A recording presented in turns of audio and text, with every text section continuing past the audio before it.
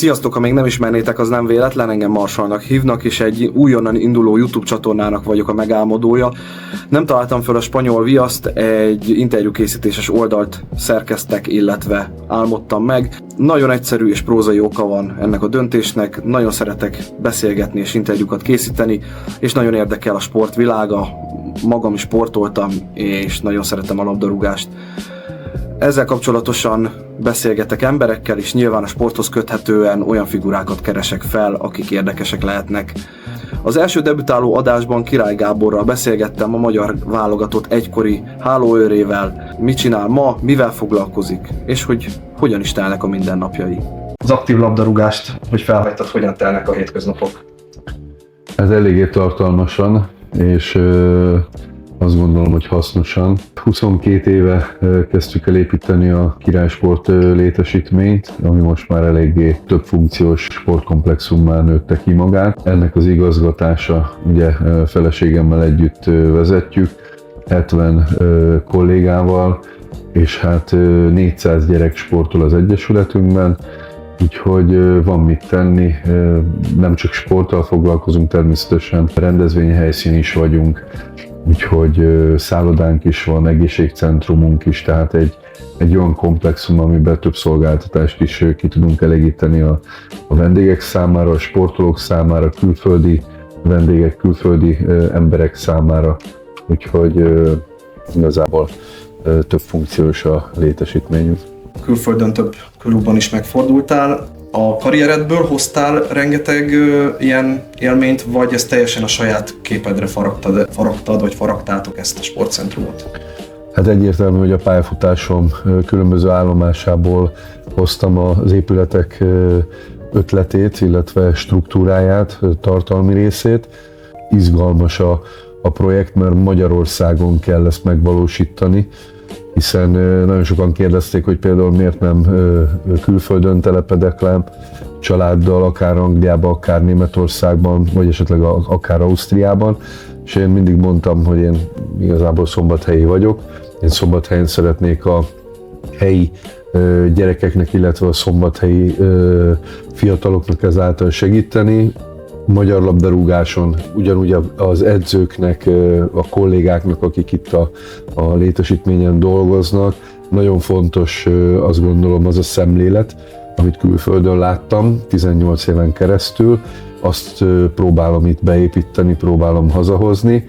Ugye azért külföldön másfajta gondolkodás van, mint például Magyarországon, de ugyanúgy Németországban is, meg Angliában is másfajta gondolkodás van, és azt gondolom, hogy azért kemény munkával, de azért meg lehet közelíteni azokat a dolgokat. Azért látjuk, hogy pont egy kapus pozícióban mennyire más lett már a játék. Pont egy interjútban hallottam, hogy azt mondtad, hogy amikor te Angliában játszottál, akkor tőled azt kérték, hogy ne játszd meg a labdát, hanem tedd át a másik térfélre egyből, illetve üsd. Míg a mai modern szemléletben már azt látjuk, hogy egy kapus akár védőként is funkcionál, és segít a labda kihozatalban. Ezeket az iskolákat, amiket most a modern futball presszionál, ezeket próbáljátok ti is áthozni, vagy teljesen saját struktúrát építetek az oktatásban? Ugye az Egyesületben van egy szakmai vezetőnk, egy szakmai igazgató, aki felügyeli a szakmát, és mindenki a keze alá dolgozik. Ővele mindig egyeztettünk akár szezon elején az egész fejlődési folyamatról. Hála Isten, ez egy hosszú folyamat. Többen dolgozunk benne, mindenkinek megvan a szerepe, megvan a feladata. Én mindig a csapatban hiszek, tehát itt nem úgy van csak, hogy Király Gábor, amit elképzel, az működik, hanem itt egy csapat dolgozik, és az egész óvodás kortól a felnőtt csapatig fel van építve minden a gyerekeknek. Úgyhogy közben azért akadnak olyan feladatok, amiket módosítani kell, vagy kreatívan korrigálni. Ezeket megtesszük kollégákon keresztül, illetve edzőkön keresztül, de minden héten több meetingünk is van, ahol a gyerekeknek a személyes fejlődése, a terve, egyáltalán az, hogy ki milyen fázisban van minden héten, ezeket mindig átbeszéljük, de ez kimondottan a szakmai igazgatónak a hatásköre. Akkor ennek a kapcsán volt itt Wayne Rooney is az elmúlt években? azért látogatott el ide, mert édesapámról elnevezett emléktornán itt volt a Manchester United utánpótlás csapata, és az egyik fia ebben a korosztályban szerepelt, és eljött 2 napra erre a rendezvényre. Nagyon örültünk egymásnak, meg azért nagyon sok volt labdarúgó is ellátogat ide, és sőt sportolók is, akár a szálloda vendégszeretetét élvezik, de nem csak futballról beszélek, akár olimpiai bajnokok jártak már nálunk. Mi a vendégszeretetünket szeretnénk így ezáltal is biztosítani, meg hát ahogy említetted korábban, hogy egy olyan komplexum, ahol a minőséget próbáljuk biztosítani. Mi ezek vagyunk. Tehát én sosem szeretek úgy versenyezni valakivel, hogy mindig túlmutatni valamin, hanem mi ezt tudjuk, ezt akarjuk jól csinálni, ezek vagyunk mi. Tehát, és így is gondolkodunk, azt a munkát, azt a munkaminőséget, azt mindig biztosítani kell, ebben mindig van fejlődési lehetőség, mind szakmailag, mind emberileg, és nekünk mindig az a fontos, hogy egy jó csapat épüljön. Teljesen mindegy, hogy a vendéglátás terén, az edzői téren, vagy esetleg a Bornád nálunk az igazgatóságon, tehát ez teljesen mindegy, a jó csapat működésre legfontosabb. Igyekeztek a legjobbakat kihozni az adott helyzetekből. Azokat a csapatokat, ahol játékosként szerepeltél, azokat valamennyire követed. Nézed az ő meccseiket? Igen, természetesen. Most legutóbb ugye a Crystal Palace-nak a Liverpool elleni mérkőzését volt. Vagy a bajnoki mérkőzést volt szerencsém látni a televízióban. Valóban nem nézek futballt, hiszen mással töltöm el a szabadidőmet. Ha tehetem, akkor tudom nézni, de nem vagyok annyira futballőrült sem. Igen, vannak kötődéseim a klubokhoz, hiszen futballoztam ott éltem abban a közegben, és az ember, hála Isten, nem csak tévéből látta ezeket a dolgokat, vagy látja, hanem saját bőrén is tapasztalta abban a légkörbe, ugyanazt a levegőt szívva, ugyanazt a fű illatát, tehát ha egy Crystal Palace mérkőzés van, akkor ismerem a közeget, a légkört. Igen, a rezgések, a szurkolók, hol a B-közép, hol milyen szurkolók vannak. A security stábban is van egy-kettő még, aki régi személy, még lehet látni itt a tévén keresztül is, hogy kik azok a régiek, akik még ugyanott igazgatják a stadiont, de ugyanígy van egy Hertha mérkőzés, amikor az olimpiai stadionban én ugye a backstage-et nézem, tehát a hátteret, hogy a labdaszedőkkel kik vannak most jelenleg, mert nekem ezek sokkal fontosabbak, mert egy meccs nem csak abból adódik, hogy a pályán 22 játékos kergeti a labdát, hanem akik előkészítik ezeket a dolgokat, és én mindig erre voltam figyelemmel. Nekem ezek az értékek, és tehát én ha futballmérkőzést nézek, nem konkrétan a focizó játékosokat nézem a pályán, hanem inkább a közeget, a hangulatot. Korábban is megvolt nekem a legfontosabb emberek, például, ha úgy vesszük, egy pályamunkás, aki előkészíti a pályát a mérkőzésre. Tehát ez valahogy kialakult az ember pályafutása alatt, hogy azok az emberek, akik körülötted vannak a profi labdarúgásban, és segítenek neked teljesítményt nyújtani, vagy legalábbis a közeget biztosítani, azok nagyon fontos emberek. És ebben a legjobb példa az, hogy volt létesítményünkön egy konferencia liga mérkőzés, elsőkörös konferencia liga mérkőzés. Először, mikor megkaptuk a keresést, nem is hittem el, hiszen mi nem vagyunk egy nagy stadion, és viszont mindennek megfeleltünk, ami egy konferencia liga selejtezőhöz. Igen, és 2 napon keresztül volt ez az ellenőrzés, és megdicsértek minket, hogy mennyi minden dolgot már előkészítettünk, mennyi minden dologra figyeltünk. Én ugye játékosként tudtam, hogy mire kell figyelni egy-egy ilyen bemutatásnál, hiszen a vonalak, a fű magassága, tehát mindenféle olyan az öltöző bekészítés, akkor a kitáblázás, az iránymutató tábláknak az elhelyezése, ami igazából az életemhez mindig hozzátartozott, és ezeket ugye tudtuk kérés nélkül is csinálni, és megdicsértek minket, mint sportkomplexum, hogy mennyire elő tudtuk ezeket készíteni. De ez egy olyan tapasztalat, amire azt mondtam, hogy igen, az ember ezért állt át a másik oldalra létesítmény üzemeltetésben, hogy kiszolgáljuk a sportolókat a magasabb szintű sportra. Hogy a Premier League, illetve a másodosztály Championship között óriási a különbség. Te viszont megfordultál mind a két ligában, illetve a Bundesligában is.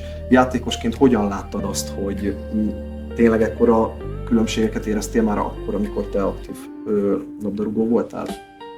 Érdekes, mert liga és liga között is van különbség, de mégsem. Tehát most megnézzük, ugyanolyan tradicionális csapatok vannak másodosztályban, mint első osztályban.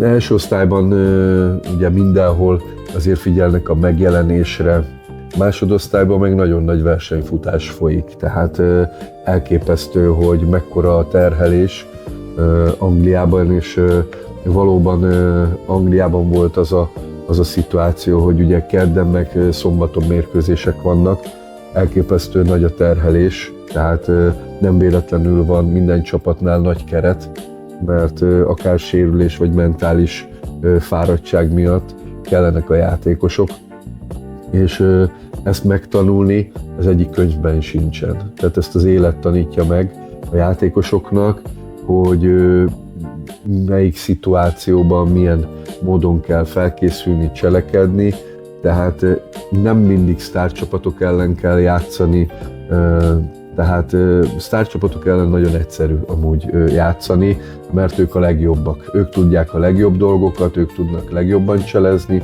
a leggyorsabbak, ők a legkiszámíthatóbbak, mert egyszerűen tökéletesek. A másodosztály az azért nehéz, mert ott is vannak nagyon jó játékosok, de ott már azért kiszámíthatatlan egy-egy mozdulat, egy-egy lövés, egy-egy szituáció, tehát ezért jó ezeknek a másodosztályú csapatoknak, akik mondjuk német vagy angol, nekem ott van tapasztalatom, hogy ott meg ugyanúgy küzdeni kell, ott meg a küzdőszellem, a tökéletesség, hogy azt minél jobban kitold, és az tényleg egy ilyen küzdős osztály, de én mindenhol örültem, hogy ott tudtam lenni, mert ezek az életre is megtanítottak, és ezek mindig hozták azt, hogy én az én stílusomban ezt hogy tudom beépíteni. Tehát senki nem tudja azt elképzelni, hogy egy magyar játékos mit él át külföldön. Tehát el lehet játszani a gondolattal, de például, hogy Szoboszlai Dominik mindig a legnagyobb teljesítményt nyújtja, mindig egészséges, mindig tökéletesen készül minden edzésre. Ezek nem olyan egyszerű dolgok. Így van. És ugye mi csak mit látunk a tévében, hogy így van az eredmény, Dominik játszik, vagy jobb hátvédet játszik, vagy hol játszik, vagy rosszabbul játszott, tegnap győztes gólt rúgott, tehát egy olyan fajta kiszolgálás van, érdekesnek kell lenni, el kell adni kifelé az emberek felé, érdekelté kell tenni az embereket, hogy foglalkozunk egy egyesülettel, Liverpoolnak mondjuk rossz a szereplése, akkor most lovagoljunk azon, ha jó és bajnok, akkor lovagoljunk azon. Tehát vagy egy Arsenal, vagy egy Manchester United, vagy bármelyik nagy csapat, de ott vannak a kis csapatok is, akik ott vannak a kiesési zónák környékén. Tehát ez élteti a futballt, és ezért a futball egy világhatalom, mert mindenhol az embereket foglalkoztatja. Tehát az egész világon, minden osztályban, és pont ez a jó dolog benne, hogy mindig történnek váratlan események, kiszámíthatatlan események. Rengeteg olyan összetevője van, ami a futball még mindig a legérdekesebb sportág. Természetesen nagyon sok jó sportág van, meg minden, ami sport, az abszolút üdvözítendő, meg magasra emelendő. mert eleve sportot ad, szórakozást, közösséget, versenyzést, de a labdarúgás az egy világhatalom, ami mindenhol megjelenik az egész világon. Április 1-én fogod tölteni az 50. születésnapodat, és ha már erre rávezethetjük, akkor 2036-ban pedig a 60-at. Hogy szeretnéd magad, illetve a környezetedet látni a következő 10 évben, mivel lennél elégedett?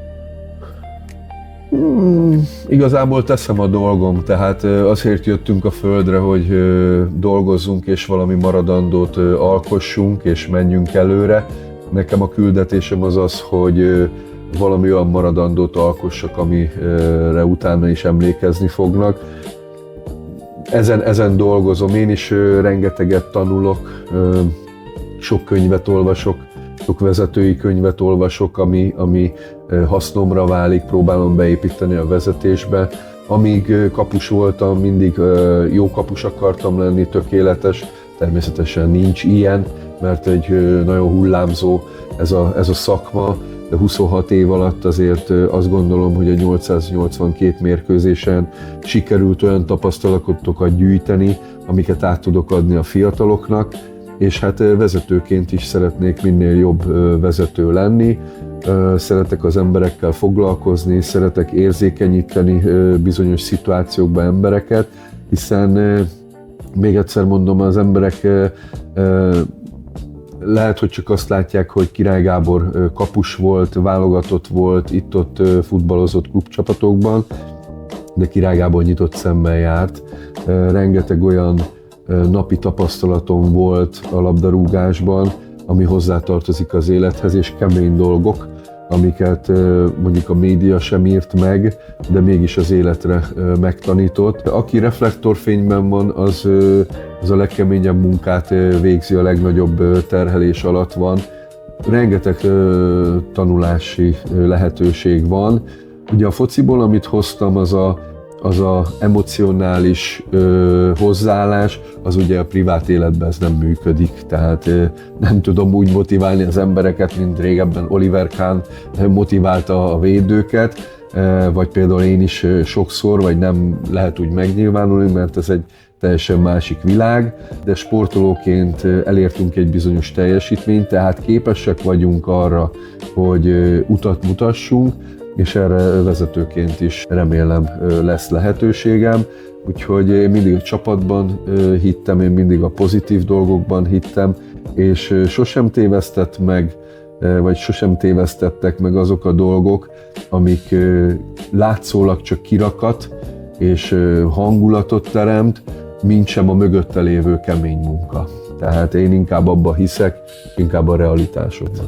A mai világban ugye nekünk kell megérteni ugyanúgy a gyerekeket, és hiába akarjuk azt rájuk erőltetni, amivel mi sikeresek voltunk, az már a mai világban nem biztos, hogy ilyen módon működik. Vannak tehetséges gyerekek, hiszen tehetségesek mindannyian valamilyen szinten. A kérdés az, hogy mennyire érzik át, hogy van keresni valójuk. Én ezt látom egy kicsit a fiatalságban, de Európa szerte, hogy valaki nem hiszi el, hogy oda tartozhat, vagy hogy odaérhet. Tehát ezek fontos dolgok, hogy saját maga is higgyen, a környezete is elhiggye. Ne csak egy pillanatnyi hangulat legyen, hogy most kikaptunk, vagy nyertünk, akkor most ha nyerünk, akkor minden jó, ha kikapunk, akkor minden rossz. Nem, az egy pillanatnyi állás, az egy pillanatnyi helyzet, de a fejlődéséhez a gyereknek mennyire fontos.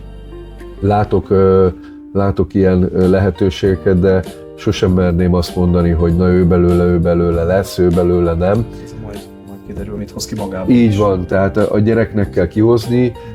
Én azt gondolom, az eszközök megvannak nálunk, tehát mindenféle eszköz, ami a továbblépéshez feljogosítja.